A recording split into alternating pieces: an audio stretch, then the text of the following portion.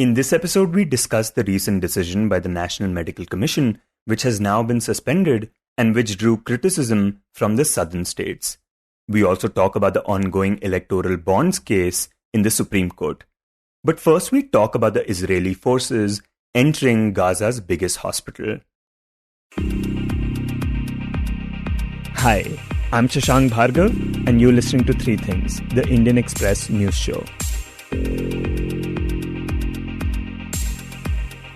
Israel's current war against Hamas began on the 7th of October, when the militant Islamist group launched cross-border strikes on the country, resulting in the killing of thousands and the capture of several hundred hostages. This then led Israel to initiate airstrikes on the Gaza Strip and declare siege in the disputed territory. Since then, more than 11,500 Palestinians living in Gaza have been killed by the Israeli forces, nearly half of them children. Now, since the beginning of the war, the Al-Shifa hospital in Gaza has been in the spotlight. The hospital is the biggest one in Gaza and has often been described as its beating heart. And on Wednesday, Israeli troops entered its premises and surrounded its complex, raising alarm bells globally about the fate of those inside. In fact, Palestinian authorities on Monday said that the hospital was running out of fuel and that 6 children on incubators and another 6 in intensive care units had died. In this segment, we speak to Indian Express's diplomatic affairs editor Shubhajit Roy about these developments. Shubhajit, could you tell our listeners about the significance of the Al-Shifa hospital for those living in Gaza?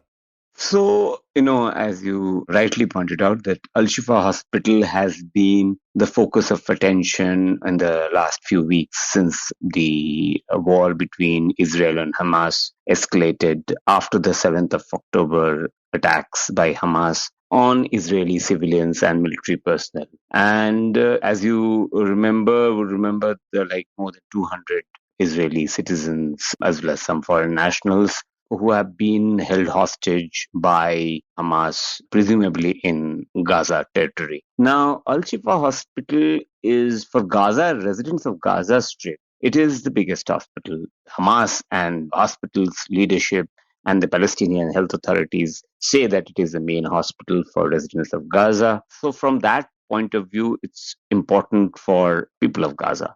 And what does Israel say about why it has chosen to enter and besiege its premises?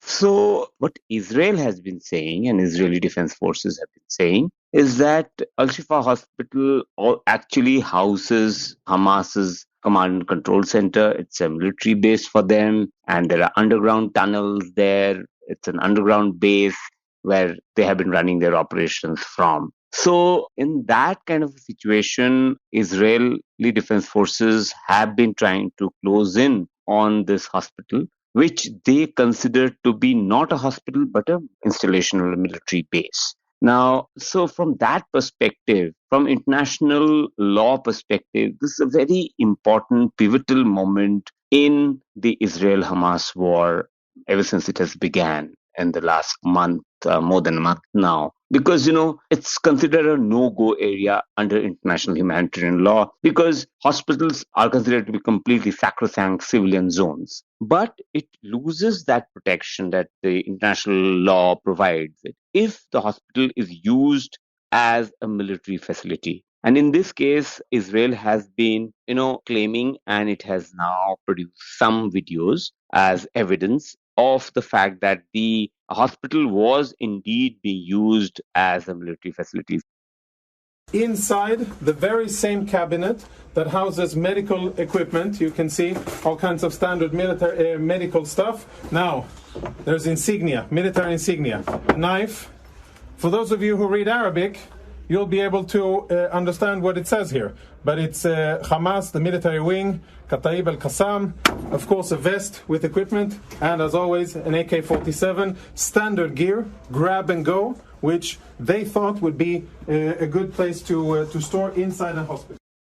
Very interesting. So essentially, they have shown videos of a tunnel leading to a bulletproof, to an explosive-proof facility underneath the hospital. They've also said that they have found some weapons and ammunition, all of that. So essentially, all the telltale signs of the hospital being used as a military facility, as a cover for running military operations. Now, that is the most important and significant point in this conflict, that, if they're able to produce and convince the international community that this indeed is a hospital being used as a military facility, then it really changes the dynamics of this particular conflict. Because right now, Israel has been facing a lot of criticism from international community, even from many of its partners, of course, the Arab nations.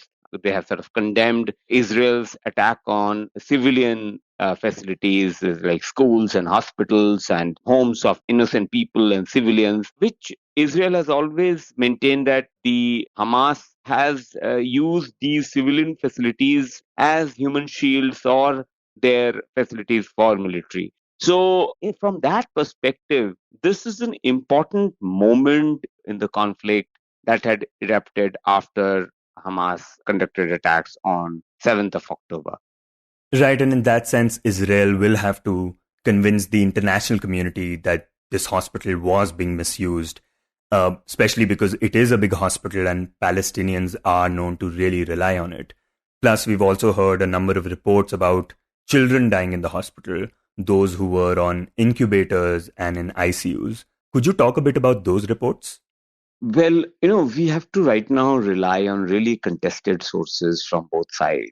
That is one thing. First thing one needs to remember in this conflict, especially in Gaza, there are no independent observers. So we have accounts from the Palestinian side or from the Gaza authorities side, which is essentially Hamas controlled. And on the other hand, there are the Israeli Defense Forces, their account. So what we know so far, the Palestinians have claimed and have said that there have been casualties, kids have died in ICU as well as in the hospital. OTs are flooded, the hospital is flooded with patients. They had to operate on the floor. That's what the Palestinian ambassador to India, Adnan Abu al-Haija, he told me. So that is the perspective that's coming out from the Palestinian side. The Israeli side is obviously has been saying that this is a command and control center used by Hamas. So essentially, we are getting very contested picture of the state of the hospital. And the Palestinian ambassador had also said that,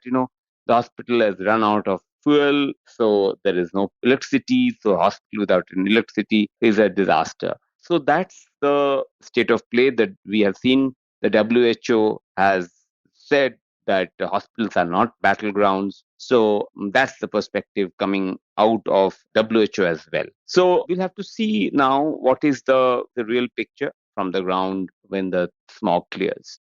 And Shubhajit, could you remind our listeners what India's position has been during this time? Because historically, it has supported the Palestinian cause, but that has changed a bit over time, especially because we now significantly rely on Israel for our defense supply.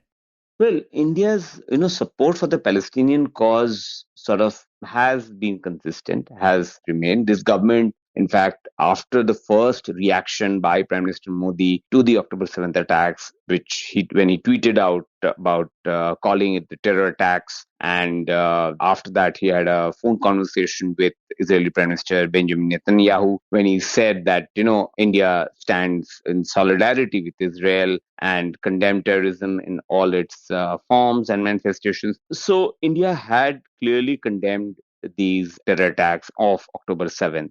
But after that, India has also tried to balance its position, nuance its position. Prime Minister Modi later then also had a phone call with Palestinian Authorities President Mahmoud Abbas, where he conveyed India's traditional position of direct negotiations between Israel and Palestine for a two-state solution.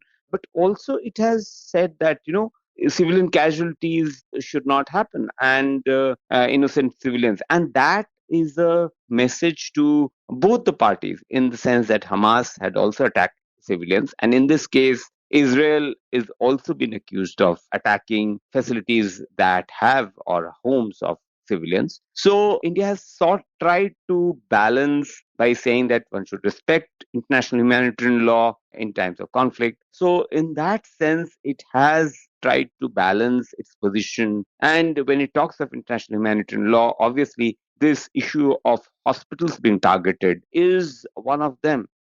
Yeah, and the balancing act is also tricky because apart from our ties with Israel, we also have friendly ties with a lot of Arab nations that have strongly condemned Israel's actions, right?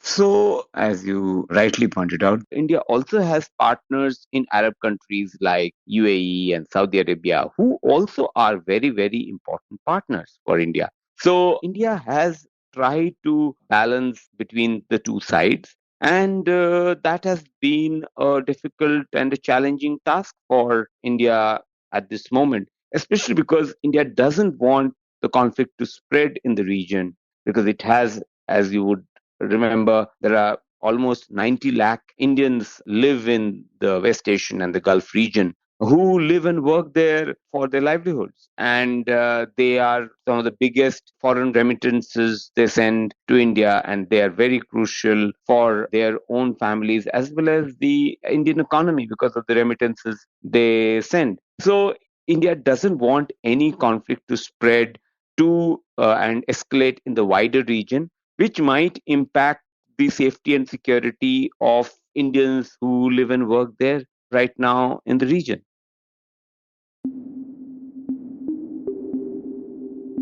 And next we talk about the NMC, the National Medical Commission, which is the country's apex medical education regulator. Over 3 months ago, the NMC had taken a decision to limit the number of MBBS seats to 100 per 10 lakh population in every state. A move which would have effectively stopped all 5 southern states from increasing the medical seat capacity for the next academic session. But now, after strong opposition from many of these states, the NMC has suspended its decision. In this segment, Indian Express's Annona Dutt, who reports on health for the paper, joins us to tell us more about it.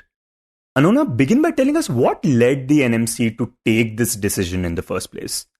So, while notifying the norms for UG medical education, one of the clauses that was mentioned in the notification was limiting the number of seats in each state to 100 per 10 lakh. And the rationale that the National Medical Commission gave was to ensure that the distribution of medical seats across the country is equitable, and also that resources available are equitably distributed. For example, we have increased the number of MBBS seats almost double in the last 9 years under this government. So there is a reality of shortage of faculty members for quite a few subjects. So, limiting the number of seats in a state would ensure that resources such as faculty is also equitably distributed across the country.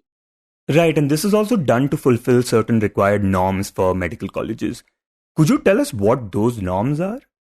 So when you're setting up a medical college, there are norms which dictate for how many beds you should have, how many students and how many teachers. There is a ratio to it. And every college has to satisfy that ratio to run the MBBS program. So if one state has many more MBBS colleges, they are likely to have more faculty members as well across the states. And it would draw from states such as, if you look at the analysis that we did, Bihar and Jharkhand have one of the lowest number of seats per population. So it would take away from these states. So that was the rationale behind the NMC decision. And basically, up until this move, the idea was that a state can open as many medical colleges as long as they fulfill these norms. But the fact that there aren't enough faculty members in the country is what led the NMC to take this call? So there are 2-3 things that went into this decision. One, like I have given the example of, say, faculty shortage. So if one state has more medical colleges, they are likely to draw in more faculty members, taking away from places which have fewer medical colleges. Second, say having densely, packed colleges. So, for example, if we take Pondicherry. It is a very small area, very small population where there are some 8 medical colleges. So what happens in such a scenario is that none of these medical colleges have enough patients to treat, which is also one of the key requirements for opening a medical college. So that is also something they wanted to prevent, having medical colleges too close to each other.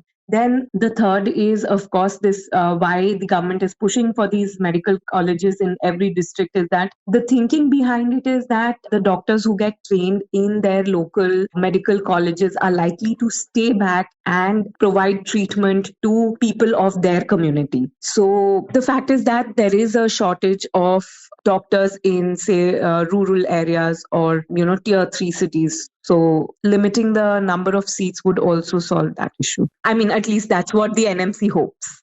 And after the NMC took this decision, what was the immediate reaction of the states? So Indian Express did an analysis when this decision was taken as to how many states would become ineligible to open more MBBS seats. And there were total 13 states and union territories. Most of it was union territories in smaller states such as Goa or, where the population itself is very small. So even having, say, 150 seat medical college, they would have overshot their, number of 100 per 10 lakh population. However, when it comes to bigger states, all of the southern states, all 5 states have crossed this limit, with Pondicherry actually being way beyond what is required. So they have like 800% more seats than the ratio that has been mentioned by NMC. And the existing medical colleges within these states, would they have been affected if the NMC had not suspended this decision? So the thing is, this decision was not applicable retrospectively. That means that any college that is already open would not be shut down. However, for opening new colleges from 24-25 session onwards, they would have to satisfy this criteria of 100 seats per 10 lakh. So it was applicable only to new medical colleges that were under process and not medical colleges that already exist. And Annona, based on what it has said, what does the NMC now plan to do going forward?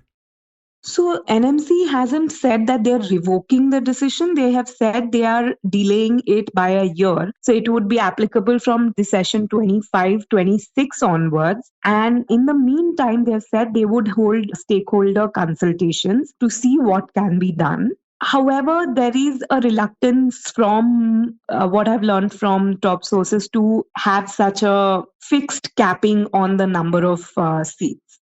Right, and besides this cap, are there any other things that the NMC could do in this case? So, I mean, one of the methods would be to not have such a strict cap as to, say, 100 colleges per 10 lakh population, but instead have like a feasibility done in the area whether a medical college is needed or not. So, for example, if it's a hard to reach area, the population catchment might be small, but they might not have a healthcare facility for kilometers. So in such a scenario, opening a medical college might be justified. So probably they would have to do it on a case-to-case basis instead of having a strict capping.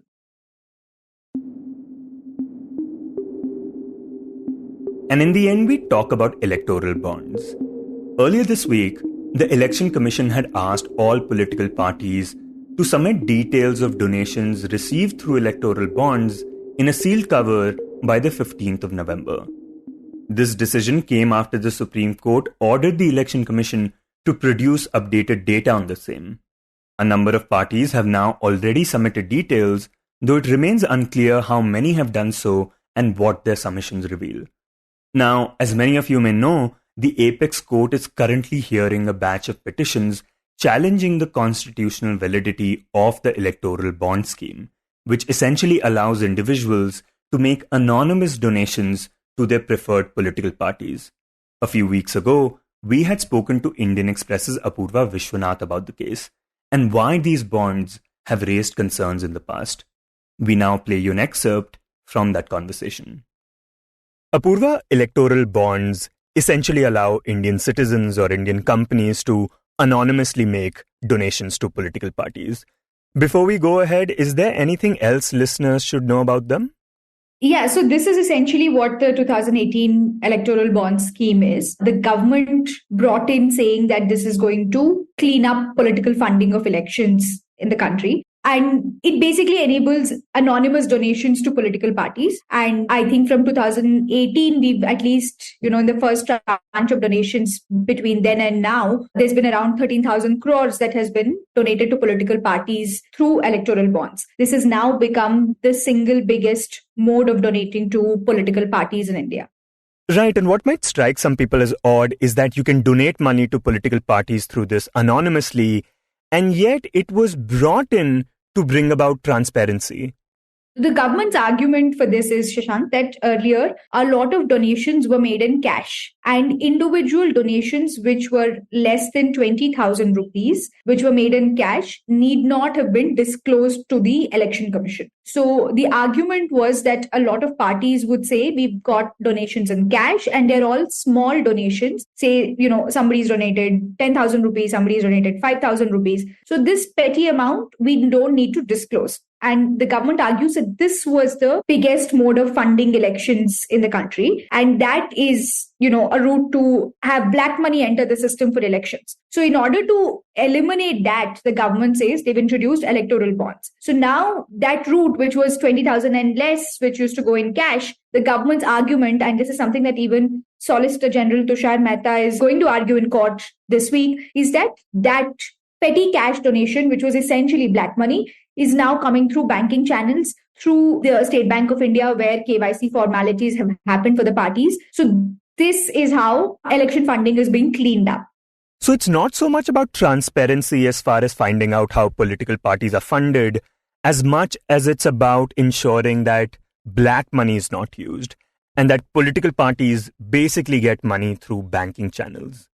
Yeah, but not in cash, but actually through electoral bonds. So this is one of the issues where there was some back and forth between the Reserve Bank of India and the government as well. The Reserve Bank of India expressed apprehensions that the electoral bond would be a bearer instrument, which means, the holder of the instrument essentially has ownership. So it doesn't matter where the money came from. Whoever holds that bond, it belongs to him. So say like, how you get a DD in a bank. So this is something that the RBI said would probably not be good for accountability. But the government's argument has been this is essential feature of the electoral bond scheme because it protects the donor. It creates an anonymity for the donor, and then the donor can pass it on to political parties without any fear of repercussions. So say you're donating to party X and the idea is party Y might not like you because they are in power and they think you're not donating to them. So the government argues that this choice that a donor makes to remain anonymous and express her political affiliation, that is very important and key to this electoral bond structure. Right. And in that regard, the Attorney General arguing in this case has said that revealing the identity of those making the donations will be violating a citizen's right to privacy.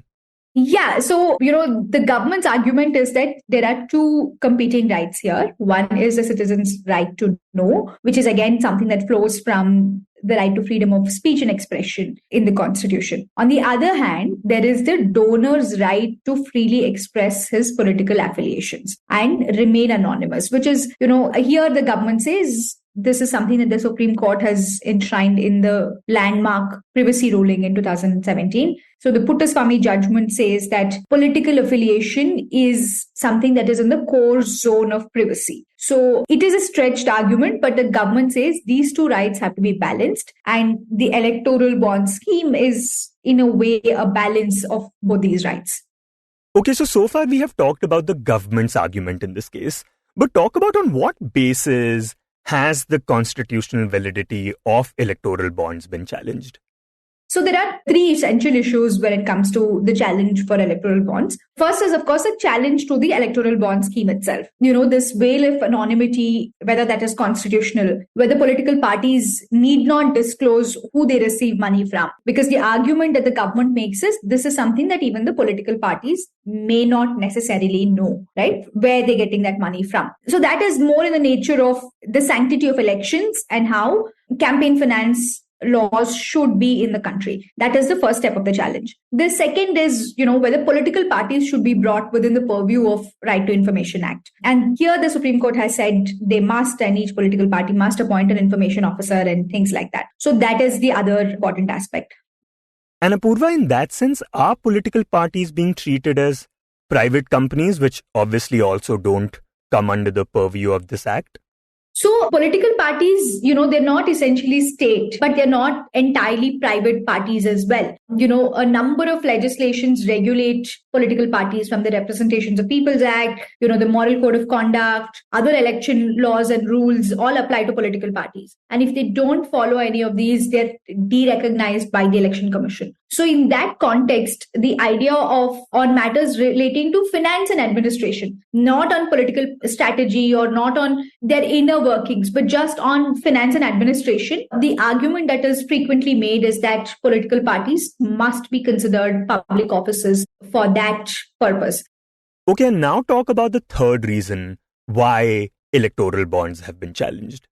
So the third is, of course, the challenge to the amendments because they were brought in through the Finance Act. So that is a larger challenge about whether you can use the money bill route to introduce key legislation like this. Now, our listeners would know that, we've discussed this before, that there's a larger constitution bench of 7 judges that is supposed to hear that issue separately. Because the money bill aspect is not just unique to electoral bonds. We've seen that, say, in the case of Aadhaar or PMLA amendments. A lot of these legislations have been introduced through the money bill route, where essentially the Rajya Sabha has no say in the passing of this legislation. The Lok Sabha passes it and it's along with the union budget and it's sort of done. So that's something that the court has to separately look at. So these are 3 broad issues where the court will have to now give a considered opinion on. The money bill issue might not be heard right now because a larger bench is pending. So that might be something that a larger bench will decide. But on the first 2 aspects, the challenge to the scheme itself and the bringing political parties within the purview of RTI, these are 2 issues that the court will have to now hear.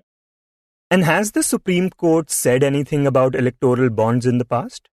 So this case was one of those very important cases that was put in sort of cold storage. The court wasn't hearing this issue urgently. The challenge came about like 5 years ago. So the court hasn't said anything on the legality of electoral bonds. It said there's been no prima facie view as such. But about cleaning up of elections, right? That is something that has been a Supreme Court-led project, to put it that way. You've seen a lot of these rulings which brought in key changes in how elections are conducted, how procedural safeguards are introduced to keep elections free and fair. They have been projects that have been driven by the Supreme Court in public interest litigations. Say, for example, disclosure of assets, disclosure of criminal charges by those contesting elections. All of these things have been issues that have been mooted through the Supreme Court. A PIL petitioner would come and talk about these, and then the Supreme Court would ask the Election Commission on what is the best way to go about this. And the Supreme Court has, in a way, taken the lead on these issues. So we do have a long history of jurisprudence where the Supreme Court takes an active role on election issues. So a number of those judgments of the court itself talk about the citizen's right to know. So that is something that the court will now have to essentially determine. How far can you take that right to know, and whether the electoral bond scheme impinges on that right to know. You were listening to 3 Things by the Indian Express. Today's show was written and produced by me, Shashank Bhargava, and was edited and mixed by Suresh Pawar. If you like the show, then do subscribe to us wherever you get your podcasts. You can also recommend the show to someone you think will like it, share it with a friend or someone in your family. It's the best way for people to get to know about us. You can tweet us at Express Podcasts and write to us at podcasts@indianexpress.com.